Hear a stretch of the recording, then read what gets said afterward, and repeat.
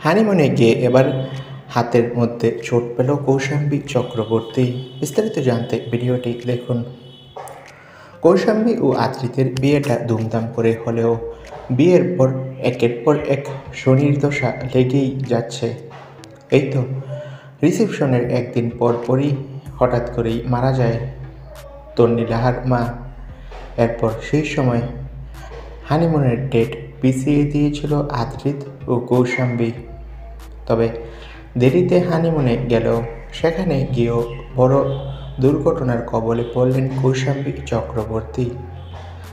হোটেলেই একটা খাবার খাওয়ার সময় একটা দুর্ঘটনা ঘটে।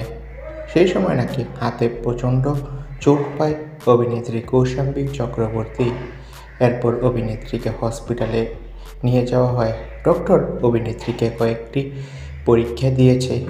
এক্স-রে রিপোর্ট পাওয়ার পর বোঝা যাবে অভিনেত্রীর হাতের চোট কতটা গুরুতর। তো বন্ধুরা, এবার হাতে চোট পেল অভিনেত্রী কৌশাম্বী চক্রবর্তী।